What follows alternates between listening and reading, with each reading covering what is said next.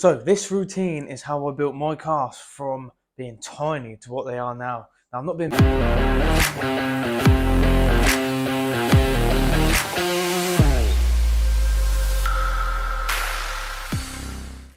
Yo, I'm back, and in this episode I'm going to be teaching you guys how to get out of the no calf club. God, okay, it's happening. So I've done this video before, previously a few years ago, but a few things have changed. I've added in some stuff and I'm just in an updated version as people requested.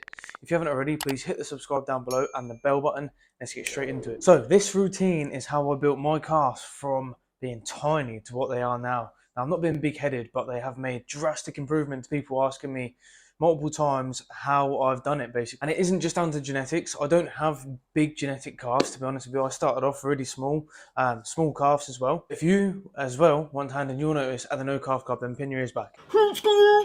So how are we going to do it? How we're going to do it is training your calves every other day. Yes, every other day. Don't get me wrong, at the start, if you have been completely neglecting your calf training, then you may need more than one day off, okay? So if your calves are sore and you have to train them again, so it's been 2 days, then give them a rest, because there's no good in training them when they're super sore, because when they're sore, they're trying to recover. When they're trying to recover, they're trying to grow. So you're not going to get the most out of them if you're training them when they're already sore. It's going to be over fatigue. Okay. Now, how do we actually train them on the every other day? Okay. On the day off, there is going to be something else. So keep in tune for that. Bruh. On the actual day when we train them, how are we training them? So what we want to be doing is aiming for 70 reps per session. Okay, so for me, that doesn't look the same every single session. In fact, it looks different every single session. I'm not going to be doing standing calf raises on the Smith machine 7 sets of 10 every single time, okay? So these 70 reps are going to be the working reps, okay? If you're doing a warm-up, which you probably should do, a set or two as a feeler, as a warm-up set, okay, on the calves, then don't count them. The 70 reps are going to be just the working ones. It can look like a whole different type of way. So it can literally be 7 sets of 10 reps, or you can switch it up how I do and always include a hypertrophy or an intense set in there, which would be a superset, a drop set, an intensifier, a rest pause, something like that. So on a standard calf day, let's just make an example. If I was doing them today, didn't do them today because it was my rest day, but I did do something else, which I'll get into in a minute. Party starts, goddammit.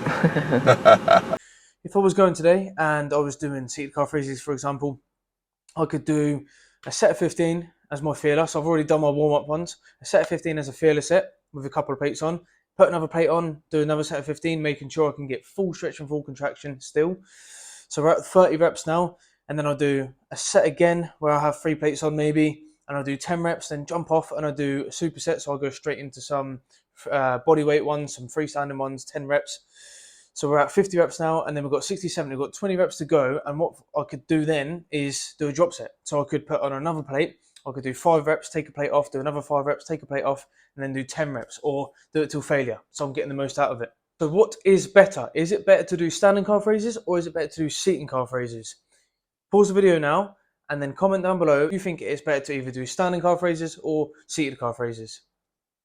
Now go on, pause the video, and put it in the comments below. Come on. Nah, you ain't going to do it. Okay. Well, I'll just tell you. It's better to do both, okay? Doing both means you're going to hit both of the gastrocnemius and the soleus. Calf is made up of 2 main muscle groups, okay? The gastrocnemius and the soleus. And doing the standing calf raises is going to hit the gastro for short. And doing the seated calf raises is going to hit your soleus, okay? Now, you want to work on both of these parts of your calf to get a whole rounded, well-made calf. Because a lot of people say, oh yeah, my calf has got decent size, but it's very high and and I've got small ankles, so it makes it look not as good.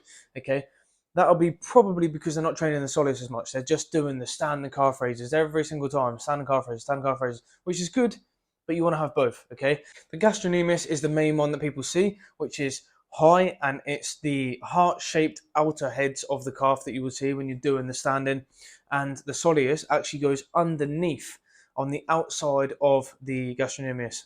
Okay. You want them both. Having the soleus is going to make it bigger. Yeah, boy. So you could do one day you're doing the seated calf raises, one day you're doing the standard, or you could, to keep it hypertrophy and to keep it intense, do a superset between the both. Okay, go from standing, go to seated, go from seated, go to standing, something like that. Okay, so getting on to what I do in between. What do I do on the day off, which is still going to benefit the calf look? Okay. Haven't mentioned this in the other video, so this is something that's new. It is tibia training. Tibia being the shin muscle on the front of your leg there. I train the tibia because it gives the illusion that you've got even bigger calves. Well, I say illusion, it means that you have got even bigger lower leg, calf muscles. Because if you look at someone from the side and they have been training tibia, the width between their tibia and the back of their calf is going to be even wider, thus giving them a bigger lower leg. So how can you train the tibia? It's basically a reverse of the calf raise. You can stand on a platform but having your heels on there instead of your tiptoes, and you raise your toes right up as far as you can, and then you lengthen your toes as far as you can, pointing them. The same as the calf movement, trying to get as much depth as you can and the biggest contraction that you can. I see too many people in the gym when they're doing calves as well, going from horizontal up a little piece. They're only doing about 3/4 of the movement that they can be doing, okay? Oh, hell no! And also, pro top tip, take your shoes off when you're doing calf raises, because it's like wearing a knee sleeve or an elbow sleeve on your arm and trying to do bicep curl, okay? You wouldn't be able to get the full contraction. Just makes it a hell of a lot better. Trust me on that one. You didn't have to cut me off! And then also, you want to be lengthening, just like you would with a bicep curl. You wouldn't stop there and just go to there. You lengthen the whole way and you come all the way up for full contraction every single time.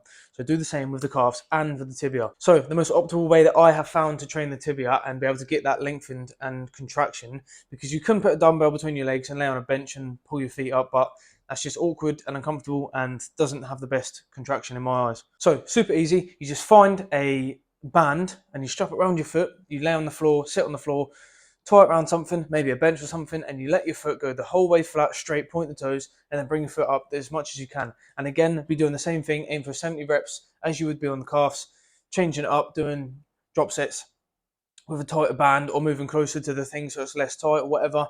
And then, mixing it up. So there it is. There is the keys to how you get out of the no calf club, okay? Do them every other day, chuck in the tibia training, don't neglect it. And the main thing about it all is the consistency. If you've done this every other day with the tibia training for 2 weeks, yeah, okay, you might get minimal growth, but if you do it for 3 years, or if you keep consistent over the months, I'm not saying it's going to take necessarily 3 years to see a difference, but the longer you do it, the more you will see it, and the better, the more gains you'll get.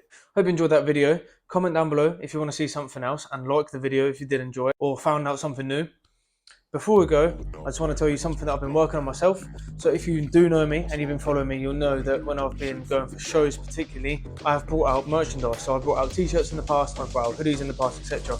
But it's all been in person and been giving them to family and friends, etc, etc. However, over the last few months, I've been working on this, which is now been put all of my merchandise online. Please go have a look at it, go check it out. If you don't buy anything, happy days. If you go buy something, even happier.